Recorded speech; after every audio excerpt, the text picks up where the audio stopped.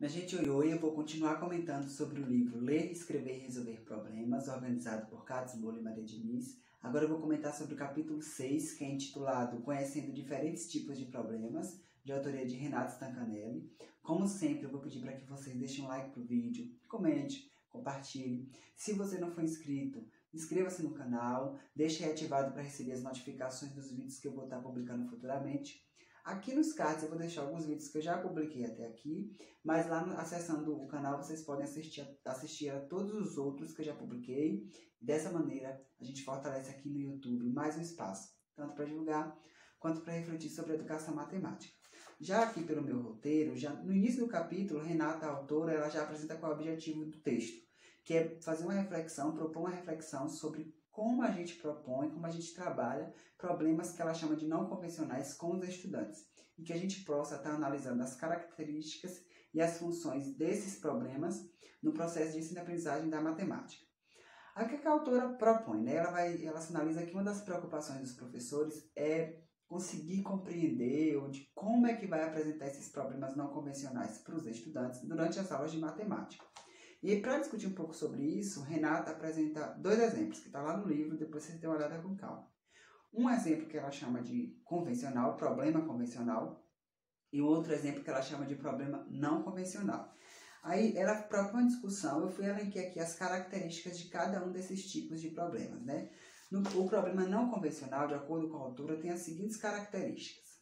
Ele possui frases curtas e objetivas, não exige um pensamento mais elaborado para sua interpretação e resolução, é o tipo mais comum de problemas nas aulas de matemática e geralmente são encontrados em livros didáticos. Aí, em contrapartida, a autora apresenta as características dos problemas não convencionais. A primeira delas, uma das principais, é quando que esse problema não convencional ele rompe com pelo menos uma das características dos problemas convencionais.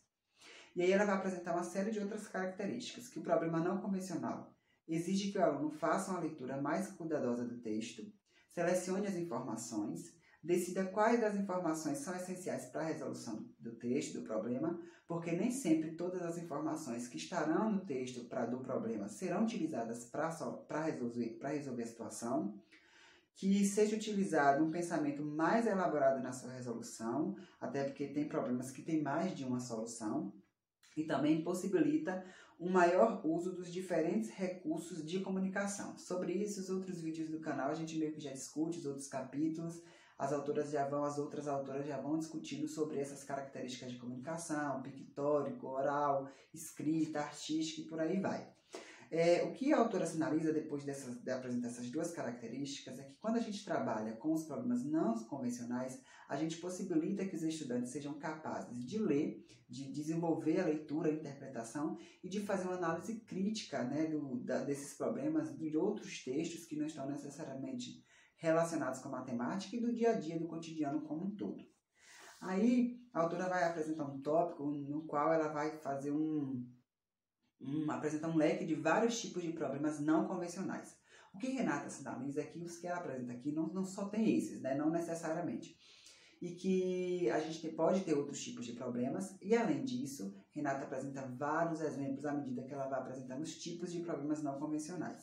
O primeiro deles são os problemas sem solução. Né? De acordo com a autora, a gente consegue romper quando trabalha com esse tipo de problema, com a crença de que todo problema de matemática, de que todos os dados numéricos, os numéricos principalmente, que aparecem nos problemas das aulas de matemática, das atividades, serão utilizados para chegar a um resultado. Então, quando a gente rompe com essa crença, a gente possibilita que o aluno pare, repense, analise direitinho e veja que não. Que o que é questionado para ser resolvido, a gente não consegue resolver pelos dados, porque os dados que estão na descrição, no texto, não possibilitam essa resolução. Eu fiz uma experiência sobre isso em 2014, 2015, com o pessoal do 8º ano do ensino fundamental. Eu fiz baseado nesse capítulo do livro, eu peguei uma folha de papel madeira, escrevi 2 problemas sem solução, eu nem lembro mais, mas era com uma característica bem convencional, dados simples, mas não tinha como resolver. E deixei os meninos tentarem, né, os alunos e as alunas. Alguns chegaram à resposta, outros perceberam que não tinham a resposta. E a gente eu consegui mediar uma discussão e foi uma coisa interessante. Foi uma das primeiras vezes que eu consegui mediar uma discussão na sala de aula por meio do que os alunos iam apresentando. Eu aprendi muito nesse dia, foi bem legal a discussão e a gente conseguiu chegar a um acordo conjunto de que, de fato, aqueles problemas, né, os dados numéricos que estavam ali não possibilitavam a resolução, uma resposta ou várias respostas para aquela situação. Enfim. Um outro exemplo, nesses problemas sem resolução, a autora Renata também sinaliza que a gente pode fazer algumas adequações. Pegar os exemplos, os problemas do livro didático, do livro com os problemas convencionais, dar uma readequada para eles se tornarem problemas sem solução e a gente fazer esse contrabalanço discutindo com os estudantes. Um outro tipo de problema não convencional são os problemas com mais de uma solução. E aí a autora sinaliza que a gente vai romper com a ideia de que os problemas têm uma única solução, ou, quando tem mais de uma solução, que uma é mais certa. Isso, quando o professor utiliza esse tipo de problema convencional, é interessante que ele ou ela, ou a professora, discuta, possibilite uma mobilização discursiva por meio de diversos tipos de comunicação, que a gente já conversou até aqui, para que os alunos percebam que existem sim possibilidades de várias soluções para o mesmo problema. Nesse tópico, eu só fiquei um pouco inquieto com um exemplo que a autora apresenta, que, no meu pensar, ele está mais adequado para o grupo dos problemas sem solução. Mas aí, qualquer coisa, vocês comentem aí, diz que a gente compartilha conhecimento, eu posso estar equivocado também. O outro tipo de problema são os problemas com excesso de dados. Esse é interessante porque, segundo Renata, né, a autora, a gente possibilita com que o aluno tenha que reler, tenha calma, tenha que reler novamente, tentar entender, separar as informações e verificar quais são de fato importantes, essenciais para a solução do problema. Como é que a gente utiliza isso nas aulas? Um exemplo, uma possibilidade que a autora dá é utilizando as tabelas, artigos de jornais, reportagens, revistas, porque eles são situações com bastante informações e que, a depender do que é perguntado, a gente não usa todas que são apresentadas. Problemas de lógica, um outro tipo de problema não convencional, que vai trabalhar mais com raciocínio dedutivo do que com as bases numéricas, né, necessariamente, né? E aí vai possibilitar com que o aluno pense, levante hipóteses, busque suposições, analise e classifique a situação para poder chegar a uma solução. Bastante interessante. A autora apresenta também outros tipos de problemas não convencionais, aí como exemplo eu deixo aquele quadro mágico que todo mundo conhece para a gente estar trabalhando, e ela sugere que haja, né, que o professor ou a professora monte uma problemoteca. Como assim, né? Vamos compreender. Monte junto com os estudantes. É interessante que isso seja salientado, né, para que todo mundo esteja participando desse processo de construção. E vai depender muito da realidade. Por quê? Uma realidade que não tem acessibilidade à internet pode fazer fichinhas com vários problemas não convencionais, montar um grupo, né, de problemas para que sejam utilizados em momentos oportunos.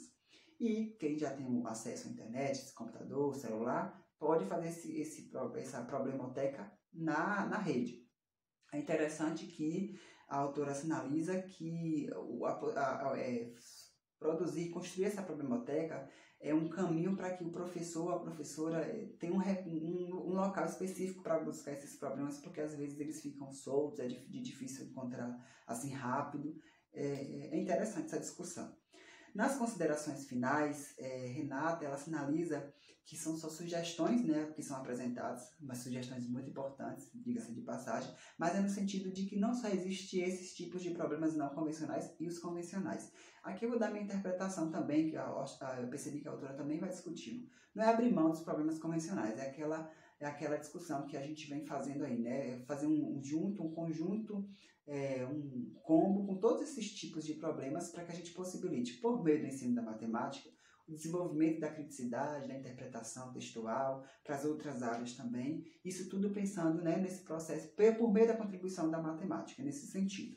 E por fim, a autora vai apresentar um recorte que eu vou deixar na descrição, porque eu gostei muito, que ela fala sobre o momento da resolução, né? Porque vai gerar o prazer, vai gerar aprendizagem, vai possibilitar que os alunos, né, a gente tem que encorajar para que os alunos reflitam sobre o problema, analise detalhadamente esse problema, né? Discuta, né? Troque experiências, interações, porque é por meio dessas releituras, dessas trocas de interações, por meio da mediação do professor ou até entre os próprios estudantes, que a gente consegue estar desenvolvendo possibilitando a construção do conhecimento matemático, mas, para além disso, também o desenvolvimento da pessoa como um ser crítico, para a sociedade como um todo. Enfim, é isso. Muitíssimo obrigado. A gente vai seguindo aí. Eu vou tentar ler o capítulo 7, 8 e 9, que são os capítulos que faltam. Valeu, valeu. Até a próxima.